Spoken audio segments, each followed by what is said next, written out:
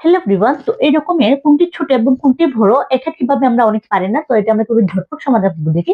এখন বলছি কি কোনটি ছোট, তো আমরা আগে ছোট ভগ্নাংশটি বের করবো কোনটি ছোট, তাহলে আমরা প্রথম এটা করবো। তাহলে আমরা দেখি আমরা প্রথমে কি করবো, এটার সাথে এটাকে গুণ করবো। আচ্ছা, আমরা এটার সাথে এটার সাথে এটাকে গুণ করে বসাবো এবং এটার সাথে এটাকে গুণ করে বসাবো। তো এটার সাথে এটাকে গুণ করলে কত হবে, 5 কত, তো 75, 5 কত, 75। ওকে, তো এখন আমরা যদি 6 12 72, তাহলে এখানে যে কোনটা ছোট, এটা, তাহলে আবার এটা নিব। তো এটা হচ্ছে কি 12/15, সাথে এখন আমরা এটা গুণ করবো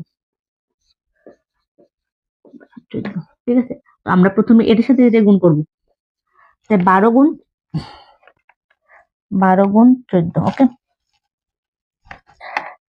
12 গুণ 14 আমাদের কত হয়,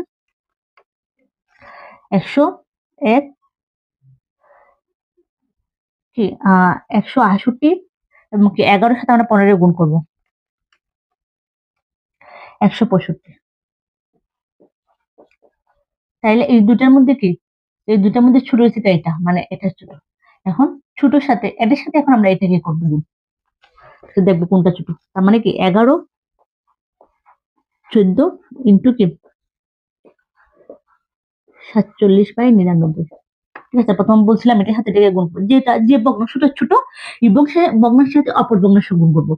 অপর ভগ্নাংশ যদি ছোট থাকে এবং অন্য ভগ্নাংশ গুণ করবো। ঠিক আছে, এখন যদি আমরা 11 গুণ 99 দিই, কত হবে 1099, এবং 47 আমরা যদি গুণ করি 14 দ্বারা, তাহলে কি 1218। তাহলে এটা ছোট, তার মানে সবচেয়ে ছোট। ঠিক আছে, নাম্বারটা 11/14 সবচেয়ে ছোট। অথবা তোমরা কি করতে পারো, এটার মান বের করতে পারো। হ্যাঁ, এটা যদি এটা দ্বারা ভাগ করে প্রত্যেকটা যদি দশমিকের মান যেটা দেখবা ছোট সবচেয়ে, এই মানটা হবে ক্ষুদ্রতম।